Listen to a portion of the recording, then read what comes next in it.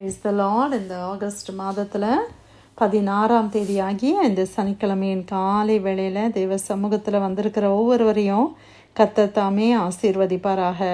இந்த நாளிலும் நம்ம தியானிக்கிற கர்த்தருடைய வார்த்தை நம்முடைய பரிசுத்த வேதாகமத்தில் லூக்கா எழுதின சுவிசேஷம் 23ஆம் அதிகாரம் 34வது வசனம்.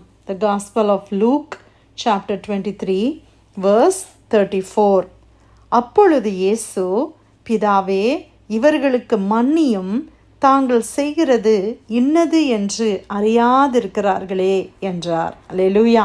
கர்த்தருடைய அருமையான இந்த வார்த்தைக்காய் கர்த்தரை ஸ்தோத்திரிக்கலாமா? யூஸ்வலாக இந்த வசனத்தை நம்ம குட் ஃப்ரைடே நாட்களில் கர்த்தராகிய இயேசு கிறிஸ்துவனுடைய அந்த பாடு மரணங்களை நம்ம தியானிக்கிற வேளைகளில் நம்ம இதை தியானிப்போம். ஆனால் இன்றைக்கு கர்த்தர் இதை ஞாபகப்படுத்தி நம்ம தியானிக்க வைக்கிறார். அதற்காக கர்த்தரை ஸ்தோத்திரிக்கலாம். நமக்கெல்லாம் தெரியும், ஆண்டவராகிய இயேசு கிறிஸ்து கல்வாரி சிலுவையில் அவர் தொங்கி கொண்டு இருக்கும்போது பேசின 7 வார்த்தைகளில் இது முதலாவது வார்த்தையாய் காணப்படுகிறது. ஆண்டவர் அவ்வளோ தூரம் கஷ்டத்தை அனுபவித்த அந்த சூழ்நிலையில், நெருக்கத்தின் மத்தியில், உபத்திரவத்தின் கொடுமையின் மத்தியில், எல்லாராலையும் அப்படியே கைவிடப்பட்ட ஒரு நிலைமையில் நன்மை செய்து தீமையை அனுபவிக்கிற அந்த சூழ்நிலையில் இயேசு பேசின வார்த்தை. அவர் என்ன பேசுகிறார்? முதலாவது, பிதாவே, இவர்களுக்கு மன்னியும் என்று ஆண்டவர் பேசுகிறத நம்ம பார்க்குறோம். அல்லேலூயா. பிதாவே, இவர்களுக்கு மன்னியும், இவர்கள் என்ன தாங்கள் செய்கிறது இன்னது என்று அறியாதிருக்கிறார்களே. ஆண்டவர் அதுக்கு ஜஸ்டிஃபை பண்ணி சொல்கிறாரு, அப்பா, நீங்கள் இவங்களை மன்னிச்சிருங்க, இவங்க என்ன செய்கிறோன்னு தெரியாமல் செய்கிறாங்க அப்படின்னு. ஜீசஸ் அந்த இடத்துல அவரை பகைத்தவர்கள், அவர் மேலே ஆணி அடித்தவர்கள், காரி துப்பினவர்கள், அவரை பல விதத்தில் மாக்கரி பண்ணவங்க, கேலி பண்ணவங்க எல்லாரையும் பார்த்து சொல்கிறாரு, அப்பா, இவங்களை மன்னிச்சிருங்க, அவங்க என்ன செய்கிறோன்னு தெரியாமல் செஞ்சுட்டாங்க அப்படின்னு பரிந்து பேசி இயேசு கிறிஸ்து அந்த இடத்துல ஜெபிக்கிறத நம்ம பார்க்குறோம். அல்லேலூயா. இன்றைக்கி நம்மளுடைய லைஃப்பையும் ஜீசஸையும் நம்ம கம்பேர் பண்ணி இந்த வசனத்தை ஆண்டவர் நமக்கு தியானிக்க உதவி செய்வாராக. நம்மளுக்கு ஒருத்தர் ஒரு தவறு செய்யும் பொழுது, ஒரு காரியத்தில் அநீதியான காரியத்தை எனக்கோ உங்களுக்கோ செய்யும் பொழுது, நம்ம திரும்பி என்ன செய்கிறோம் பிரியமானவர்களே? நம்ம மறுபடியும் அவர்களிடத்துல நம்ம எப்படி பார்க்குறோம்? இல்லை என்ன வார்த்தைகளை நம்ம யூஸ் பண்ணுகிறோம்? இல்லை ஆண்டவர்கிட்ட போகும்போது தான், நம்ம ஜெபிக்கும் போது தான் என்ன வார்த்தையை யூஸ் பண்ணுறோம்? ஒருவேளை அவங்கக்கிட்ட டைரெக்டாக நம்ம சில வார்த்தைகளை நம்ம சொல்ல மாட்டோம். ஆனால் ஆண்டவர்கிட்ட போய் ஜெபம் பண்ணும்போது நம்ம எப்படி ஜெபம் பண்ணுவோம்? யோசித்து பாருங்கள். ஆண்டவரே, இப்படி என்ன பண்ணுறாங்க, இப்படியெல்லாம் என்னைய பேசுகிறாங்க, ஆண்டவரே, இப்படியெல்லாம் என்னைய பற்றி பேசி என்னை அவமானப்படுத்துகிறாங்க, இப்படியெல்லாம் எனக்கு தீங்கு செய்கிறாங்க, நான் இவ்வளோ நன்மை செய்தேன் அவங்களுக்கு, அவங்க எப்படி ஆண்டவரே இப்படி பண்ண முடியும் அப்படின்னு சொல்லி நம்ம என்ன செய்வோம்? அட்லீஸ்ட் ஒரு ஃப்ரஸ்ட்ரேஷன் ஆண்டவருடைய சமூகத்தில் போகும்போதாவது நமக்கு வரும் இல்லையா? ஆண்டவரே, ஏதாவது ஒரு விதத்தில் நீங்கள் நீதி செய்யணும் அப்படின்னு சொல்லி நம்ம கேட்போம். ஆனால் ஜீசஸ் நமக்கு என்ன கற்றுக் கொடுக்குறாங்க?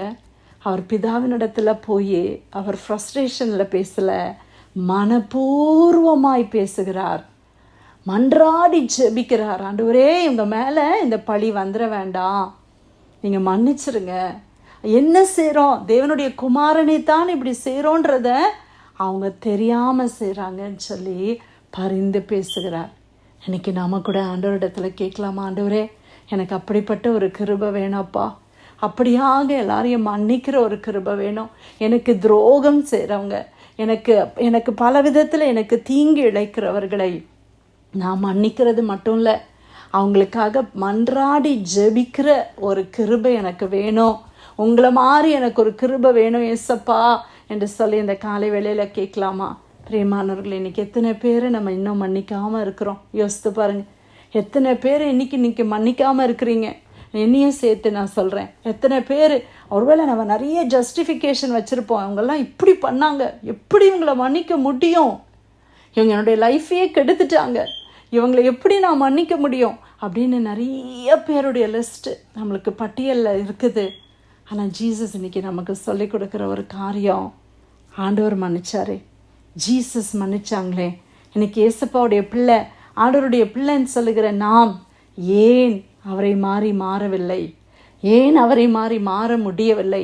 இன்னும் கசப்புகளும், அன்ஃபர்கிவ்னஸ், மன்னிக்க முடியாத தன்மைகளும் ஏன் நமக்குள்ளே இருக்குது? மன்னிப்பு என்பது நம்ம அவங்க டிசர்வ் பண்ணாங்கன்றதுனால, அவங்க மன்னிப்பை அவங்க டிசர்வ் பண்ணாங்க அதனால் நான் மன்னிக்கிறேன் இல்லை பிரியமானவர்களே. Maybe they didn't deserve your forgiveness, it doesn't matter. ஆனால் நம்ம மன்னிக்கணும். ஏன் தெரியுமா? முதல்ல நான் மன்னிக்கும் போது நான் ரிலீஸ் ஆகிறேன். ஏன்னா நான் இந்த கஷ்டப்பையும் இந்த தேவையில்லாத காரியங்களையும் இருதயத்தில் நான் சுமந்து கொண்டு இருக்கும்போது அநேக காரியங்களில் நான் தான் பிரிசனராக மாறுறேன். எனக்கு தான் வாழவே முடியல. அவங்க நல்லா தான் வாழ்கிறாங்க, ஆனால் என்னால் வாழ முடியல. ஏன்னா அவங்க செஞ்ச காரியம் எனக்கு மனசில் வந்துக்கிட்டே இருக்குது. அவங்கள பார்க்கும் போதெல்லாம் அதே நினைவுகள் வருது. ஆனால் ஆண்டவர் சொல்கிறாரு, லெட் இட் கோ. அது உன்னோட இருதயத்திலிருந்து வெளியே போகட்டும். அந்த கசப்பு, அந்த தாட்ஸ், அந்த காரியங்கள் எல்லாம் நம்ம இருதயத்தை விட்டு நம்ம தூக்கி எறிந்து விட வேண்டுமாய் ஆண்டவர் இந்த காலை வேளையில் நம்மிடத்தில் பேசுகிறார். ஒரு ஹோல் ஹார்ட்டோட, அப்படியே இருதயத்தில், முழு இருதயத்தோடு அப்படியே அவங்கள மன்னிக்கலாமா? ஆண்டவரை பார்த்து, ஆண்டவரே நான் அவங்கள மன்னிச்சிடுறேன். ஆண்டவரே, அவங்க எனக்கு செய்த எல்லா காரியத்தையும் நான் மறந்துடுறேன், எனக்கு நீங்கள் கிருபை கொடுங்க, நான் மன்னிச்சிடுறேன்னு சொல்லுவோமா? அதே தான் ஆண்டவர் இன்னைக்கு விரும்புகிறார். ஹல்லேலூயா. பிதாவை பார்த்து நம்மளும் சொல்லலாமா? அப்பா அவங்கள மன்னிச்சிருங்க, அப்பா அவங்கள மன்னிங்க, அவங்க தெரியாமல் செஞ்சுட்டாங்க, மன்னிச்சிருங்க. அவங்க கஷ்டப்படக்கூடாது, அவங்க என்னைய மாதிரி வேதனைப்படக்கூடாது, அவங்களுக்கு எந்த கஷ்டமும் வரக்கூடாது, அவங்க நல்லா இருக்கணும். அது தானே ஜீசஸ் நமக்கு சொல்லி கொடுத்தாங்க. உன்னை துன்பப்படுத்துறவர்களுக்காக நீ ஜெபம் பண்ணு. Pray for those who persecute you. உன்னை துன்பப்படுத்துகிறாங்களா, உன்னை கஷ்டப்படுத்துகிறாங்களா, உன்னை கொடுமைப்படுத்துகிறாங்களா, அவர்களுக்காக நீ ஜெபம் பண்ணு. அல்லேலூயா. ஆண்டவருடைய பிள்ளைகளாகிய நாமும் ஆண்டவர் நடந்து சென்ற பாதையில், ஆண்டவர் விட்டு சென்றதான அடிச்சுவடுகளை பற்றி செல்ல கர்த்தர் நமக்கு கிருபை செய்வாராக. அல்லேலூயா. சில இடத்துல நம்ம மன்னித்து நம்ம ஒப்புரவாகணும் அப்படின்னு நம்ம நினைக்கலாம். ஆனால் அது other side of the person, அவங்க நம்மளோட ஒப்புரவாக விரும்பலைன்னா நம்ம அதை பண்ணணும்னு அவசியம் இல்லை.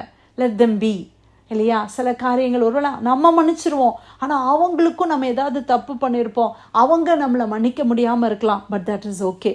அட்லீஸ்ட் என்னுடைய பார்ட், நான் ஆண்டவர்கிட்ட போகும்போது ஆண்டவர் என்னுடைய பார்ட், என்னுடைய அக்கௌண்ட் கிளியராக இருக்கணும். அவ்வளோதான் பிரியமானவர்களே. நம்ம மனசாட்சி தேவ சமூகத்தில் கிளியராக இருக்கணும். அதுக்கு நம்ம எல்லாரையும் மன்னிக்க ஆண்டவர் உதவி செய்ய. இந்த வாழ்க்கை, இந்த உலகத்தில் நம்ம வாழ்கிற வாழ்க்கை ரொம்ப குறுகிய நாட்கள் தான்.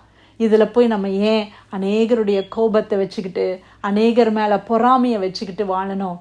எல்லாத்தையும் விட்டுருவோம். ஆண்டவருடைய சமூகத்தில் ஒரு பரிசுத்தமாய் வாழ நம்முடைய பிதா பூரண சர்க்குணராய் இருக்கிறாரு. அவருடைய பிள்ளைகளாகிய நாமும் அப்படி வாழ கர்த்தர் கிருபை செய்வாராக. ஆண்டவர் இந்த நாளில் கொடுத்த நல்ல வார்த்தைக்காய் கர்த்தரை ஸ்தோத்திரிக்கலாமா? லூக்கா 23:34 வசனம். அப்பொழுது இயேசு, பிதாவே இவர்களுக்கு மன்னியும், தாங்கள் செய்கிறது இன்னதென்று அறியாது இருக்கிறார்களே என்றார். கர்த்தர் கொடுத்த வசனத்துக்காக நன்றி செலுத்தி யாராவது நம்ம ஜெபிக்கலாமா?